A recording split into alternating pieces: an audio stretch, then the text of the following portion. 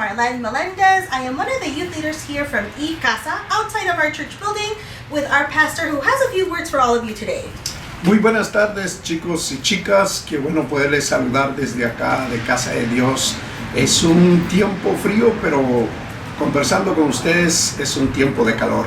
Solo queríamos saludarles y deseándoles lo mejor para ustedes y gracias por estarse conectando entre ustedes y con Casa de Dios, y deseamos que esto muy pronto pase y podamos estar nuevamente reunidos. Así que solo quería saludarles, desearles lo mejor y espero vernos muy pronto. Un fuerte abrazo para cada uno.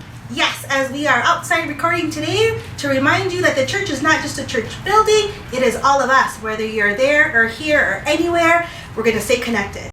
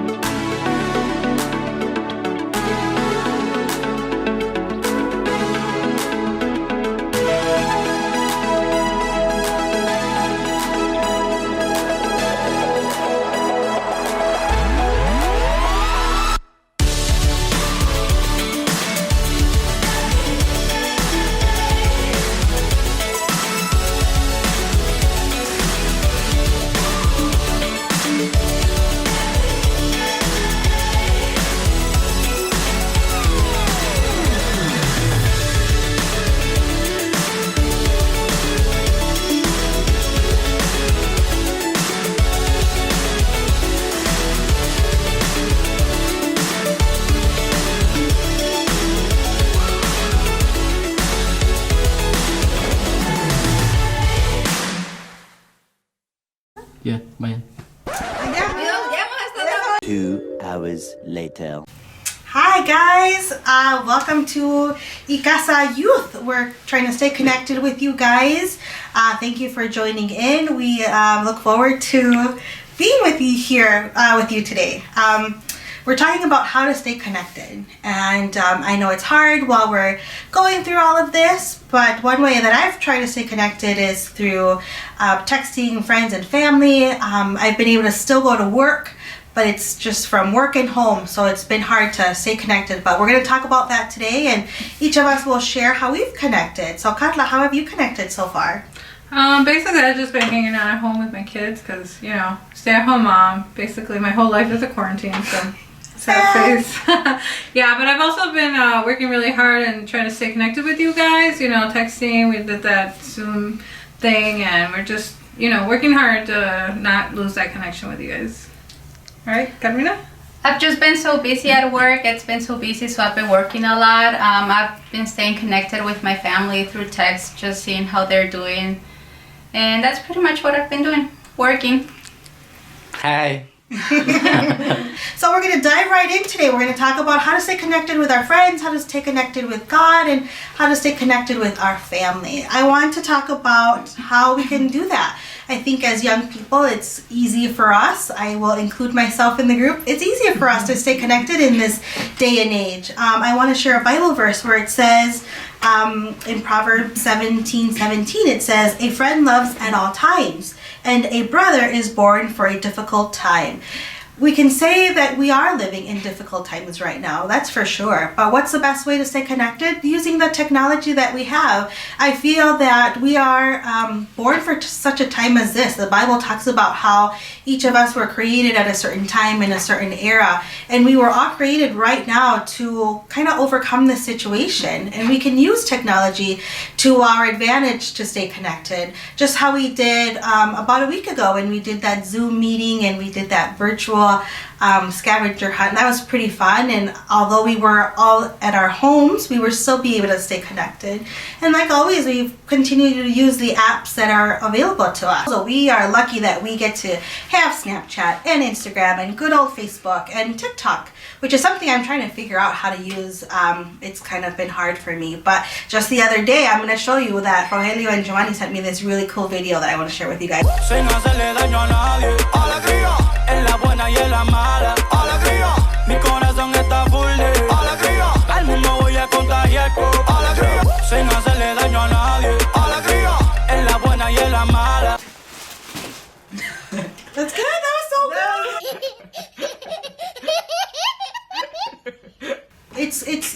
to stay connected. Although we may feel alone at times, we can text our friend and say, hey, how are you? Or we can actually pick up the phone and call them to hear each other's voice or FaceTime them in some way or another.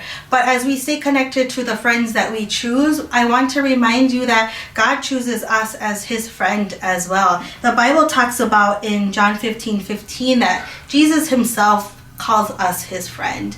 So let that be a reminder to us all that Jesus wants us to be his friend, and he wants us to stay connected with him, which is how we're going to go through this next part of our connection series or story we're talking about today. Not only should we stay connected with our friends, we should also stay connected with God himself.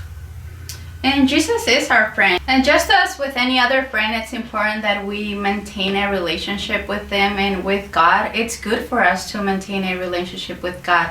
I like this verse in Lamentations 3:25 that says, "The Lord is good to those whose hope is in him, to the one who seeks him." I like that it says that because it's not just for the one who's perfect, for the one who never sins, or for the most well-behaved, but it just takes for us to seek God. I don't know if you guys remember, I'm sure you do, and I'm sure that Joven is even more so because they're in school right now, but do you guys remember how you felt when a classmate approached you with help with a question or like an assignment that they didn't understand?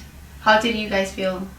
Yeah, I definitely remember, I felt like, like proud of myself, like, oh, they need my knowledge, or like, oh, they must see something in me that I don't even think I'm that good, but obviously they wanted my help for something. Yeah, totally. I agree. I was thinking, as Carla was mentioning, it felt good to be needed. It felt good to know that somebody else needed my help, thinking that I may have something to share with them that they need. So it felt really good to kind of be needed and recognizing that I could help in any way.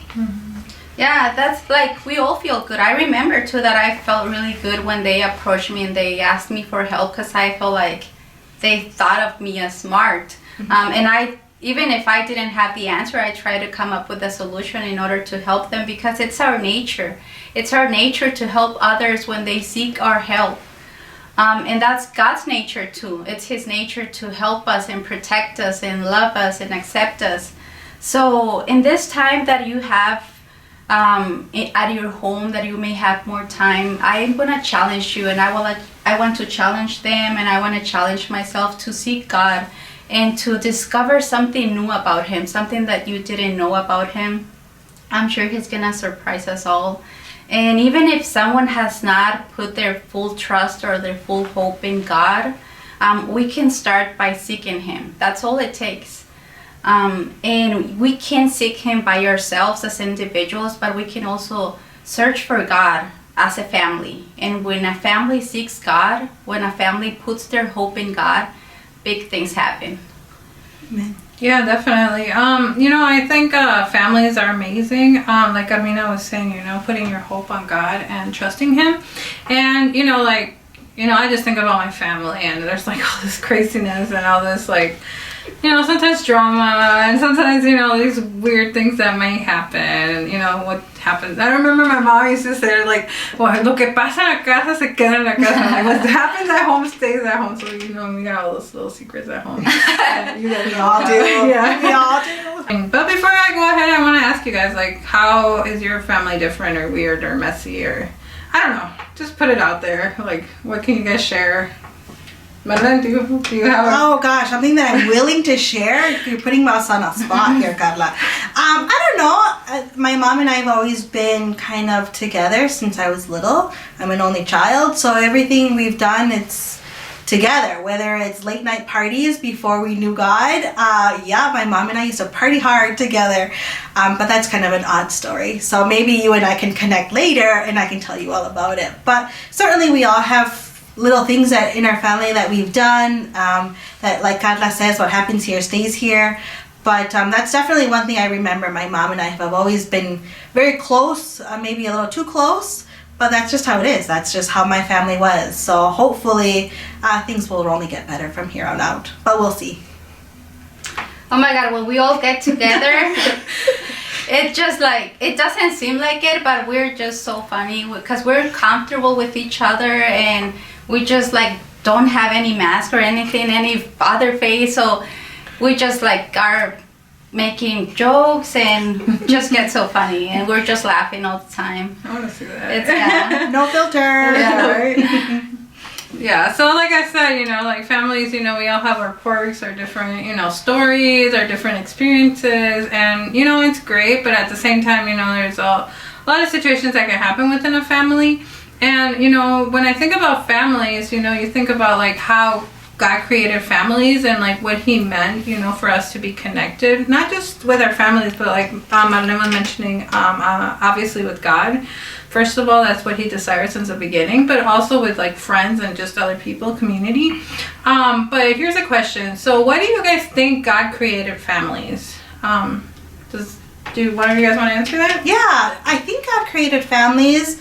I think because it's kind of a teamwork. I feel that that's something that we talk about now at my house, where we're all a team, whether we're however old or young we are vital in what we do in our household. So we have to work as a team to keep the house going. And that's, I think, how God created us, so we can be a team. Each of us has a purpose and a role, whether it's at home or at school, at our jobs. I feel God created us so we can be together as a team to not only run a household, but to share who he is with other people, wherever we may go. So I feel that, I think the word for family is teamwork in my head, I feel.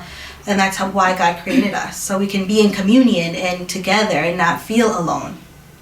Yeah, definitely. I think, you know, as families, we work as teams, you know, like for example, like my kids, like when Elijah, my son, he's 7 years old, his job is to put the shoes away. So when he goes to his grandma's house for like a week in the summer or something, the shoes are all over the place, you know, because that's his job. So you can definitely tell, like, when someone's missing in the family, it's like, man, like, I wish my son was here to put the shoes away. Why do you have to do that? Child labor. I know, right? Pobrecito. But here's a passage that I want to share with you guys. In Joshua 24:15, it says, "But as for me and my household, we will serve the Lord." And I think it's like an amazing Bible verse that we can really reflect on to see how, like, what God intended for the family to look like.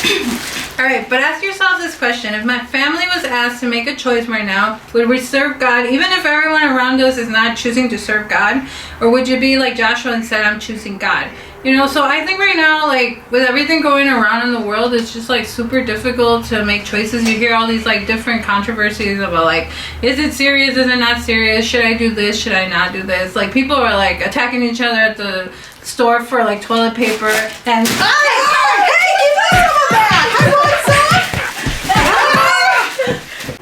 all right, so just like that's what's going on in the world. You know, it's crazy and all these things that are going on. But, you know, I want to ask you, would you choose God? And I know that's a difficult question. But I want you guys to watch this video and kind of reflect on the, you know, on what we're trying to teach here. Watch it and let me know what you guys think. A little object lesson on how we're using our time with the quarantine. Because now that school's out of the way, there seems to be all this free time. And if you're anything like me, you kind of start to find some little things that you want to do. So for me, it was, hey, I want to rewatch The Mandalorian, or hey, I want to watch all of the last season of Clone Wars, or I'm going to play some video games, or I'm going to watch and stream some YouTube tutorials that I've been really dying to get to. Or hey, I'm going to spend some time checking Snapchats, posting on Instagram, and losing time on TikTok. And so I've done all these little things, and then it would get to this point in the day where I'm like, oh, right, there's some like big things I need to get done. I need to read my Bible. I need to spend some time just reading my Bible because, man, I've been gifted all this time. And you know what? I should really be grateful to God for all this. So let me throw a little gratitude God's way. And, oh, you know what? I should spend some intentional time with my family. Like, we're all home. We all have something to do. Let me just spend some time with family. And then, if you're like me as well, you're not really a quiet person. So finding some silence with God and quiet time. And, you know what? I should probably do some work, right? Like reading or something. And and working on school stuff or working on school applications. And oh, I did hear about this new worship playlist. Yeah, I really want to get some worship in, but and maybe just a little time in prayer. And before I know it, I've run out of time, and there's still these big things that I need to get done, and I haven't met those needs. I haven't been a disciple maker, and all of a sudden I'm out of space. I'm maxed out. I don't have enough. But I want to show you guys something. If we were to take this and do it a different way, if we were to say, hey, let's put the little things aside and start with the big rocks, start my priorities with first meeting with God. And if we were to then say, okay, and I want to spend intentional time reading my Bible, and I want to spend time in prayer and meditation on His Word, and I want to take time to be grateful for the time that I do have that, man, wasn't there before, and then taking that time and saying, hey, how can I meet the needs of those in my family and those in my neighborhood? What are the things I could be doing? And oh, hey, let's spend a little time with my family and really just enjoy being with them. And then maybe I'd even have some time to sit in the silence and let God speak to me. And then there'd even be time to do some schoolwork and get that done. And then that awesome worship playlist, have time to listen to that. And then if I had prioritized those things and then start filling in with the others, right? The watching YouTube, the checking TikToks, the being on Snapchat, all of those things then end up fitting into my day. But it's about setting those priorities. It's about picking out the best things instead of trying to do all the things. All right, so as you can see in the video, we have the opportunity to put priorities of like what we're doing. Like we had mentioned before, Carmina was mentioning of putting God first and having hope on Him. I think that when we set those priorities as a family and as individuals, and we really like put the things first, then everything else that we're doing in our life will be able to fit in a correct way. But when, we put other things first and we don't like make an effort, like we're saying, connecting with family, connecting with God, connecting with our friends, and doing what God really asks of us, then I think once we try to fit all of those small things first and put those priorities like last, we really don't have a lot of room to be able to really take advantage of this time, so you guys are like stuck at home with your parents, and I know they can get annoying, but maybe not. Maybe some of you guys have like amazing parents and they're like awesome, and I think it's important also to be thankful for a lot of things, especially our family and our parents, even like annoying little sisters or brothers or older brothers or sisters, but I think anybody that hasn't had a great family or great parents would tell you to not take them for granted and to really appreciate the family that you have. And I think that that's really like what God wants to tell us in this time. Like, this is a time where we can take advantage and make a change in our families and in our relationships, and especially with God.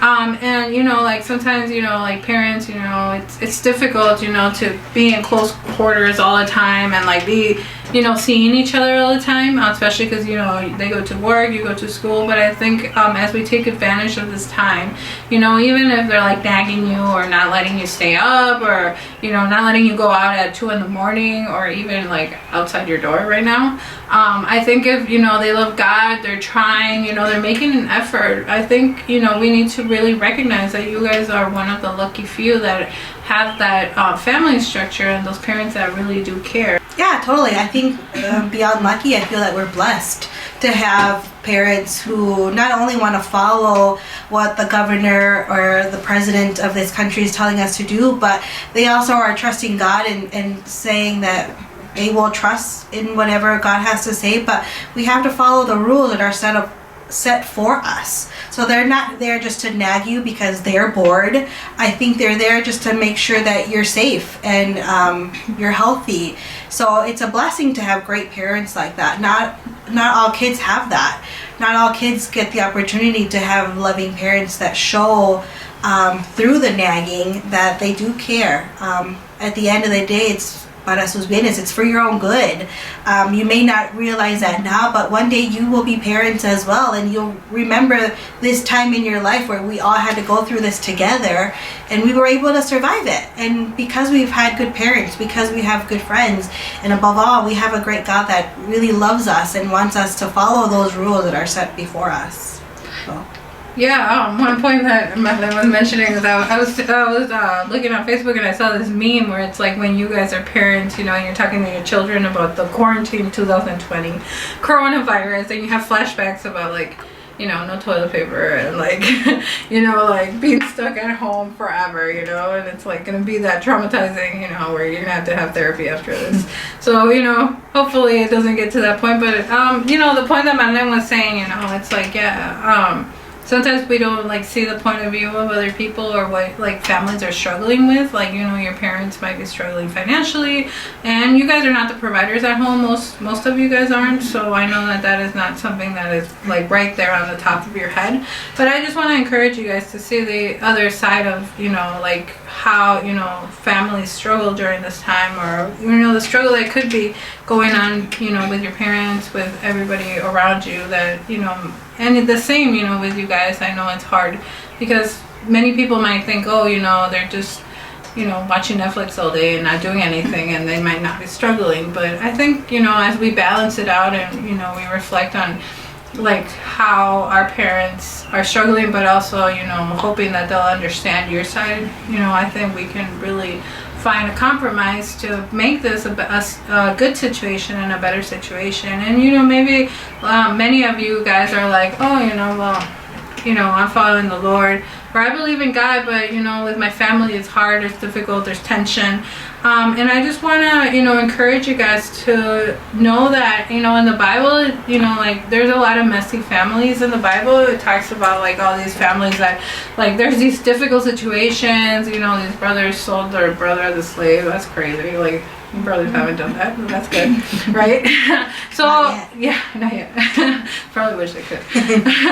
But anyway, so it's there's just crazy stories in the Bible about I don't know, some crazy families and stuff. And I know there might be some bad situations, but there is also all these stories in the Bible about redemption, about people changing by the power of God. And that's why I want to encourage you guys to not give up on your families, not give up on you trying to make a change in this world, because I feel that when we make an effort, God really honors that effort, and he can completely change and transform. And I've seen it, I've shared my testimony many times, but for the ones that haven't heard it, after I give my heart to Jesus and following him, all my family was completely changed, and from all those problems and situations we would have at home. If it was back then, I would have gone crazy having to be at home all the time with my mom back then, where now my life totally and completely changed, and my family changed, where now we get along and stuff like that. And I know that God can do that in your families too, if you guys pray, if you guys put that priority, we were talking about, in God and hoping in God, the Bible verse we were reading. I believe that God could really transform your families and make this time of quarantine not just another time where everything was difficult and everything was going wrong in the world, and we're living the end of time, but God can transform and change so many situations that are going on in our lives. And it starts with us making that choice today to serve God, to stay connected with him, with our relationships, to choose to live a different way every day. And I think that's where God is really pushing us towards. I think it's we're giving this message out to the youth, but also for us as adults to reflect on that, because I think it's a wake-up call to a lot of things that we've been living just in a whole different world, in a whole different reality, where our priorities have been in the wrong place. But now I encourage you guys to follow God, to put him first of all, but also staying connected, sharing, being that light in this world, and being that family example of what a family that seeks God and trusts him, what it could be for the world. An effort. So I want to close in prayer during this time, and I want to give the time to Madeline so that we can, bow our head, close our eyes, and then follow in prayer. Thank you. Dear God, being alone is hard. We were created for community, not confinement. But we're grateful that no matter how alone we may feel, you never leave us or forsake us. And we're grateful for technology that helps us stay in touch with each other. Today, please remind us that this time of social distancing and isolation will not last forever. Give us the strength to endure this difficult season and deepen our connection with you and your people. Empower us with an extra dose of your love, peace, hope, and joy, because we need it. Remind us of your promises, and please heal our land. In Jesus' name, amen. Amen. Perfect. Okay, so if you watch this broadcast today, we're going to try to do it next Saturday. We're going to try to keep connected with you, you know, through text messages, through Snapchat, through Instagram, through Facebook, anywhere we can get to you guys, okay? So just follow us, keep following the Casa webpage. Handles down below. Find us on Instagram, find us on Twitter, find us on Snapchat. I have Twitter. Find us somewhere. Let's stay connected. Let's encourage each other. Let us not feel alone. We're not alone in this, even though we may feel that way. And definitely God is with us, and He will forever be with us. So don't lose hope. It's there. Connect, connect, connect. Perfect.